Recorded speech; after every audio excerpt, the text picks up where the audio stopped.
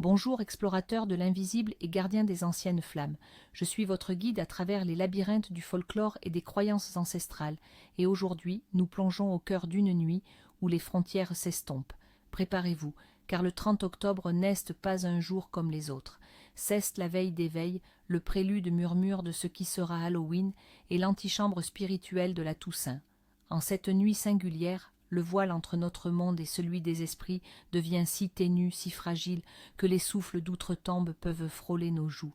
Ne provoquez pas les esprits en cette nuit, car les répercussions pourraient être éternelles. C'est un jour où chaque geste, chaque pensée a un écho dans les sphères invisibles. Un jour où le passé et l'avenir se rencontrent, portés par le vent froid de l'automne. Le 30 octobre, nous l'appelons le jour des passages. C'est le moment charnière où la nature se prépare à son grand sommeil hivernal et où l'humanité se tourne vers les cycles de la mort et de la renaissance.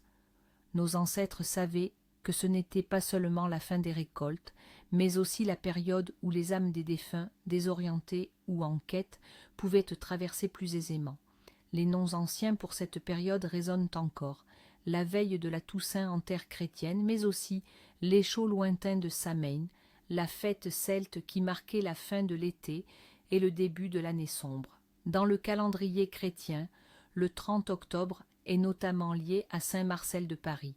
Évêque du IVe siècle, il est vénéré pour avoir purifié la ville de ses maux, symbolisée par un dragon qui l'aurait chassé. Les fidèles se tournent vers lui pour la protection contre le mal, la guérison des maladies et pour éloigner les influences néfastes. Son histoire se superpose et se mêle aux croyances plus anciennes où l'on cherchait protection contre les forces errantes et parfois hostiles de l'au-delà.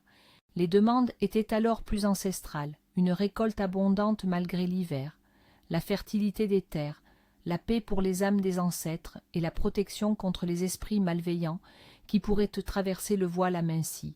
C'est une nuit où le sacré et le profane se touchent, où les rituels chrétiens et les superstitions païennes s'entrelacent, créant une tapisserie complexe de foi et de peur.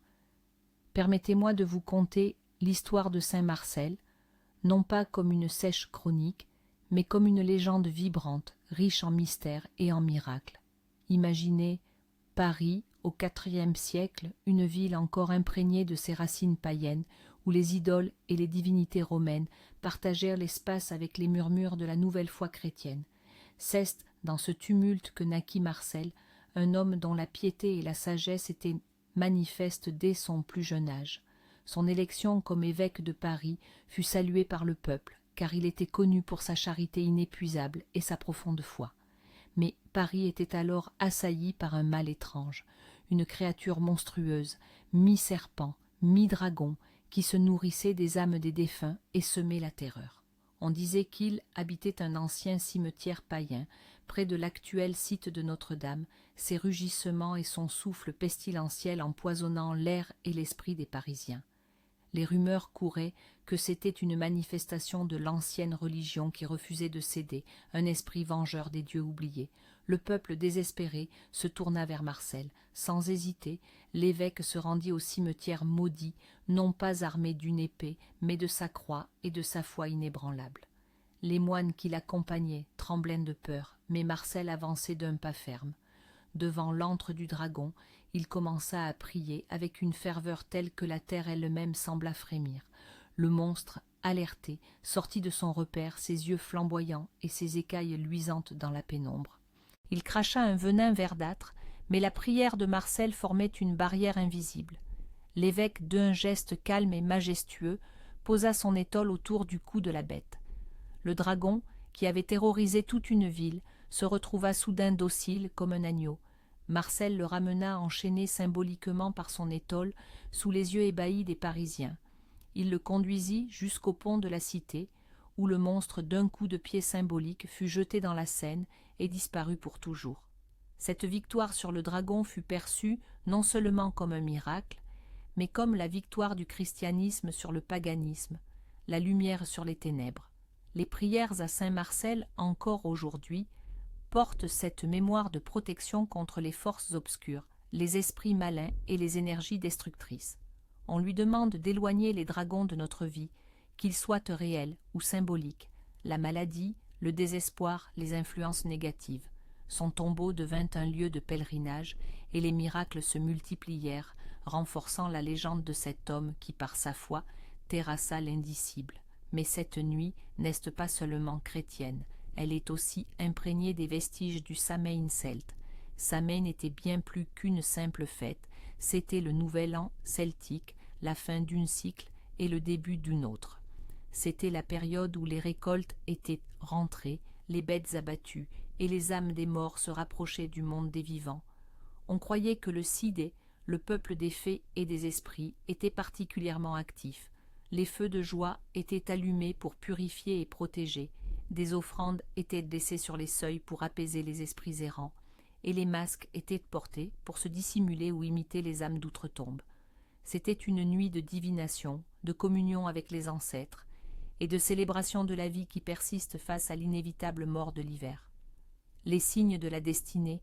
En cette nuit des passages, le cosmos tout entier semble nous parler. Les signes sont partout pour qui sait les déchiffrer. Les prophéties du vent et de la terre. Un épais brouillard au lever du jour du 30 octobre. Il annonce que le voile entre les mondes est particulièrement fin. Les esprits sont proches. Une année riche en événements spirituels et parfois imprévisibles vous attend. Méfiez-vous des illusions. Un vent glacial et hurlant cette nuit-là, c'est le signe que des âmes agitées errent. Protégez votre foyer avec du sel et des incantations. Il peut annoncer des perturbations dans les mois à venir, tant personnelles que collectives. Si les feuilles des arbres se détachent brusquement par milliers, la nature se dépouille avec une intensité particulière, signalant un grand changement, une fin nécessaire pour un renouveau. Votre vie pourrait connaître une transformation radicale. Une nuit étoilée et claire, sans nuages. Les esprits des ancêtres veillent paisiblement. Leurs bénédictions sont avec vous. C'est un signe de protection et de sérénité pour la période hivernale et un bon présage pour la famille. Le cri d'un hibou près de votre fenêtre. Cet oiseau nocturne est un messager. Son chant en cette nuit peut annoncer une nouvelle importante, souvent liée à la sagesse ou à un secret révélé. Écoutez attentivement votre intuition. La présence inattendue d'une araignée à l'intérieur de votre maison. L'araignée est tisseuse de destin. Sa visite en ce jour est un signe que de nouvelles opportunités ou rencontres sont sur le point de se tisser dans votre vie. Accueillez-la, ne la chassez pas. Les présages quotidiens et argentés. Trouver une pièce de monnaie en chemin, c'est un cadeau des ancêtres ou des esprits bienveillants, une bénédiction pour votre prospérité. Gardez-la comme un talisman, elle attirera la richesse. Ni nagiste. Un objet précieux qui tombe et se brise sans raison apparente, c'est un avertissement. Un sacrifice est peut-être nécessaire ou une protection a été brisée. Il est temps de revoir vos défenses spirituelles et matérielles. Rêvez d'eau courante, rivière, cascade, l'argent va couler vers vous, mais si l'eau est trouble, méfiez-vous des dépenses imprévues. Une bougie qui s'éteint subitement indique une présence éthérée. L'esprit cherche à communiquer ou son énergie interfère avec la nôtre. Soyez attentifs aux messages subtils, un miroir qui se brise. En ce jour particulier, c'est une brèche dans votre protection, laissant une ouverture aux influences indésirables. Il faut nettoyer et purifier immédiatement l'espace et renouveler vos protections. Les songes de la nuit, messages d'outre-monde, les rêves faits dans la nuit du 30 au 31 octobre sont d'une importance capitale car le voile est à son plus fin. Ils sont souvent porteurs de messages directs de l'au-delà ou de révélations profondes sur votre destin. Rêvez de vos ancêtres ou de défunts connus. C'est une visite. Ils viennent vous apporter un conseil, un avertissement ou une bénédiction. Écoutez attentivement leurs paroles ou observez leurs gestes, car ils détiennent des clés pour votre avenir. Un repas partagé avec eux symbolise l'harmonie familiale et la protection. Rêvez d'une forêt sombre ou d'un labyrinthe. Votre subconscient cherche une direction, des choix importants s'annoncent. C'est le reflet d'une quête spirituelle ou d'un chemin inconnu qui s'ouvre à vous. Rêvez d'eau trouble ou agitée. symbolise des émotions refoulées, des conflits intérieurs ou des épreuves à venir. Si l'eau est claire et calme, c'est un signe de purification et de paix intérieure. Dankin, rêver d'animaux. Un chat noir peut symboliser l'intuition et la magie, mais aussi la malchance si vous le croisez dans de mauvaises circonstances dans le rêve. Un chien est un guide et un protecteur, un oiseau est un messager. Rêver de portes ou de fenêtres ouvertes ou fermées. Les portes ouvertes symbolisent des opportunités ou des passages vers de nouvelles phases de vie. Les portes fermées indiquent des obstacles ou des chemins bloqués. Une fenêtre ouverte peut signifier une connexion avec le monde spirituel, tandis qu'une fermée symbolise une protection. Ceux qui viennent au monde en ce jour mystérieux. Les personnes nées le 30 octobre sont souvent des âmes profondes, marquées par l'énergie des passages.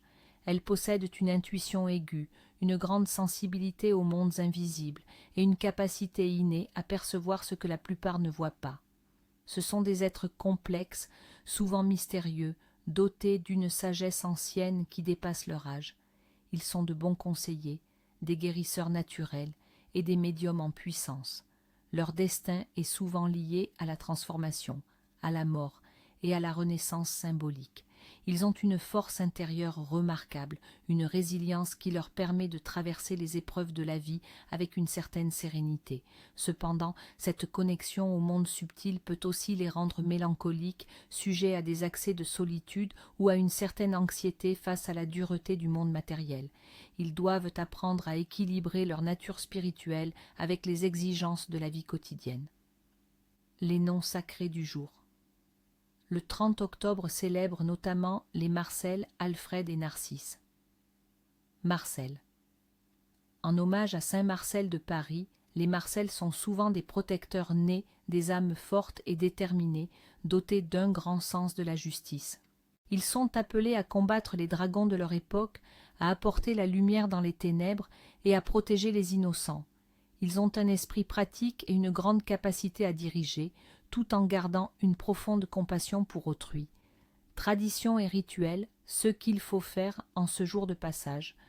En cette nuit où le voile s'amincit, il est impératif de se préparer, de rendre hommage et de se protéger. Voici les rituels essentiels pour naviguer en toute sécurité et avec respect à travers cette période sensible. 1. Ériger un autel ancestral, le pont des âmes. But: honorer et apaiser les esprits des ancêtres, solliciter leur protection et leurs conseils. C'est un acte de respect qui assure la bienveillance de ceux qui vous ont précédés.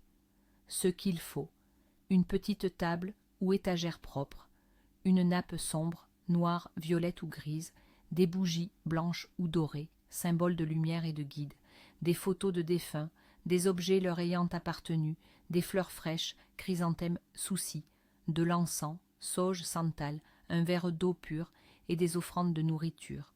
Quand et comment? Dans l'après-midi du 30 octobre, avant le coucher du soleil. Nettoyez l'espace, disposez la nappe, allumez les bougies et l'encens, placez les photos et les objets, versez l'eau, préparez un petit plat des mets préférés de vos ancêtres ou des fruits de saison, pommes, noix, potirons, et placez-le sur l'autel. Texte de l'invocation, facultatif. Âme bien-aimée, vous qui avez foulé cette terre avant moi, je vous honore en cette nuit sacrée. Que cette lumière vous guide, que cet encens purifie le chemin, et que ces offrandes témoignent de mon amour et de mon respect. Veillez sur nous, protégez-nous, et partagez votre sagesse. Qu'il en soit ainsi. Après le rituel. Laissez les bougies brûler le plus longtemps possible sous surveillance. Laissez les offrandes toute la nuit. Le matin du 31, jetez la nourriture à la terre, pas à la poubelle, ou à un endroit où les animaux peuvent en profiter comme un signe de partage avec la nature. Rangez l'autel avec respect. 2. Purification et protection du foyer, bouclier contre les ombres. But: éloigner les esprits malveillants, les énergies négatives et les influences indésirables qui pourraient tenter de traverser le voile aminci. Assurer la sécurité et la sérénité des habitants. Ce qu'il faut: du sel de mer grossier, de l'ail, gousses entières, des brins de romarin ou de laurier, de l'eau bénite si possible, ou de l'eau de source, Quand et comment? Au crépuscule du 30 octobre. Marchez dans chaque pièce de votre maison en saupoudrant une petite pincée de sel à chaque coin et devant chaque seuil de porte et fenêtre, en récitant que ce sel purifie et protège, que nul mal ne puisse entrer. Placez une gousse d'ail sur chaque rebord de fenêtre et sur le linteau de la porte d'entrée. Suspendez un brin de romarin ou de laurier au-dessus de la porte principale pour créer une barrière protectrice.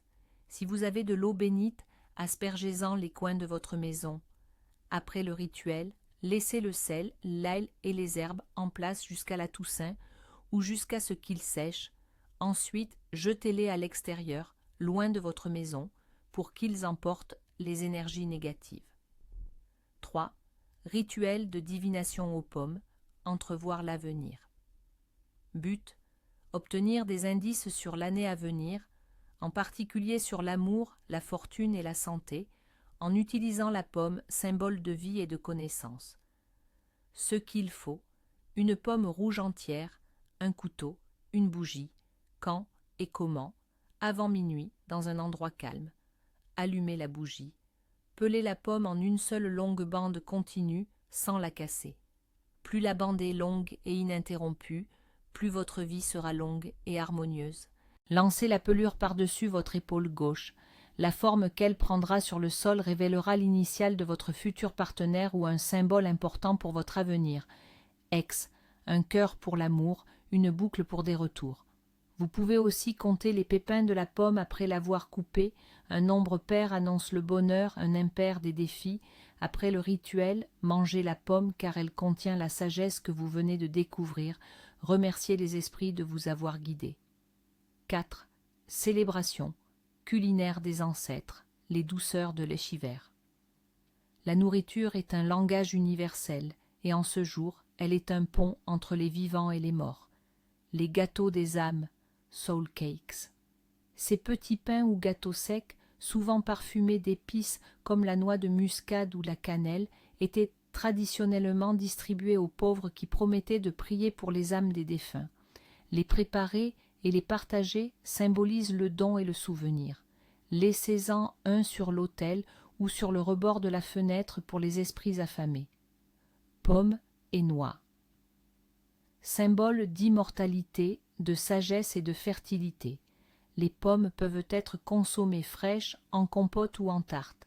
Les noix sont parfaites pour les jeux de divination, en cacher une dans une pomme pour prédire la chance, et pour les offrandes. Légumes racines, potirons, carottes, navets. Ils représentent la récolte de la terre, l'ancrage et la richesse. Les soupes épaisses ou les ragoûts de légumes de saison sont réconfortants et nourrissants pour le corps et l'âme. Principaux interdits, ce qu'il ne faut absolument pas faire. La puissance de cette nuit est telle que certaines actions peuvent avoir des conséquences désastreuses. Respectez scrupuleusement ces interdits pour éviter de provoquer les forces invisibles. 1. Se moquer des morts ou du surnaturel. L'irrespect convoque le malheur. Son. Pourquoi? Le voile étant fin, les esprits sont particulièrement proches et sensibles. Se moquer, ridiculiser les croyances ou les défunts, c'est les provoquer directement. C'est une offense grave aux mondes invisibles. Conséquence, attirer sur soi l'attention d'entités malveillantes, s'exposer à des cauchemars incessants, à des malheurs inexpliqués, à des pertes financières ou à des problèmes de santé persistants. Les esprits offensés peuvent s'attacher à vous et vous tourmenter. 2. Ignorer ou oublier vos ancêtres, le prix de l'oubli. Pourquoi?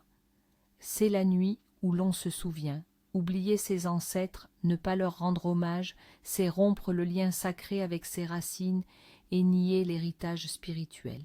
Conséquence, provoquer un déséquilibre dans la lignée familiale, des problèmes de fertilité, de relations, de protection. Sans la bénédiction des ancêtres, on est plus vulnérable aux influences négatives et on peut se sentir déraciné, sans guide. 3. Laisser les portes ou fenêtres ouvertes sans surveillance après le crépuscule, l'invitation aux indésirables. Pourquoi? Le 30 octobre, le voile est si mince que les portes et fenêtres agissent comme des portails. Les laisser ouvertes, c'est inviter sans distinction toutes sortes d'entités, bonnes ou mauvaises, à pénétrer votre espace personnel. Conséquences: invasion d'énergie négative, sensation d'être observé, objets qui disparaissent ou bougent, cauchemars et troubles du sommeil. Les esprits malins peuvent s'installer et perturber l'harmonie du foyer. 4. Commencer de nouveaux projets ambitieux ou prendre des décisions majeures, semées dans le chaos. Pourquoi? C'est une période de transition, d'introspection et de fin de cycle, pas de nouveau commencement. Les énergies sont fluctuantes et incertaines. Conséquence: tout ce qui est entrepris ce jour-là sera marqué par l'instabilité, le chaos et l'échec. Les fondations seront fragiles et les résultats insatisfaisants. Attendez que les énergies se stabilisent après la Toussaint pour agir. 5. Prêter ou emprunter de l'argent ou des objets de valeur, l'échange d'énergie négative. Pourquoi?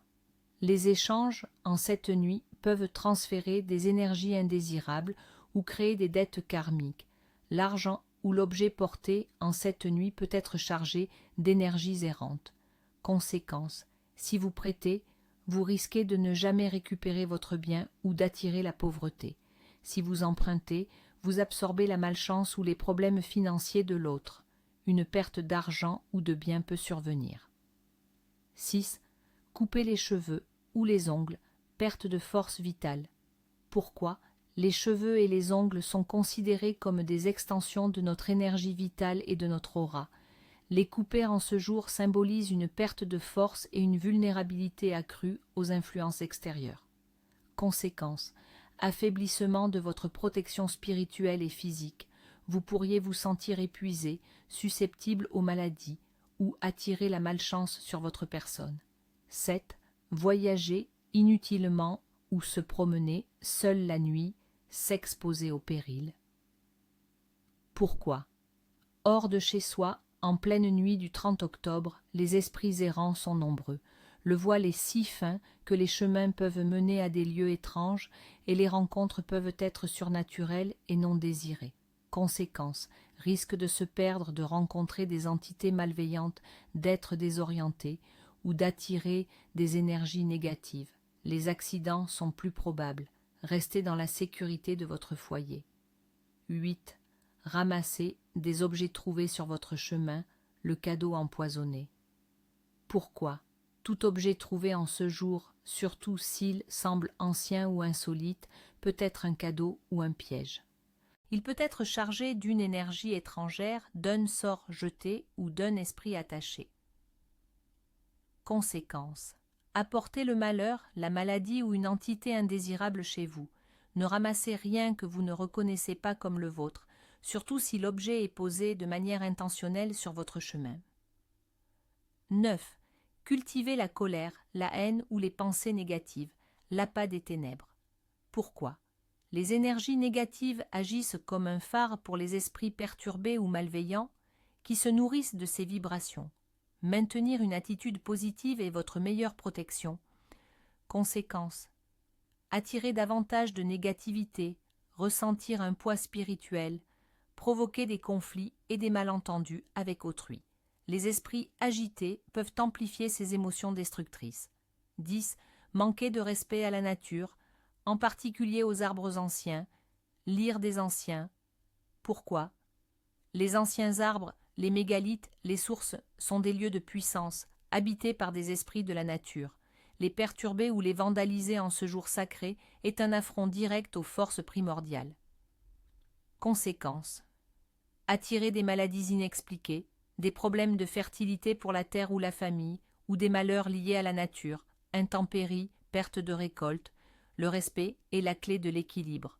Voilà, mes amis, les mystères et les préceptes de ce 30 octobre. Que cette connaissance vous éclaire et vous protège. N'oubliez jamais que la sagesse ancestrale est une boussole précieuse dans l'océan de l'existence.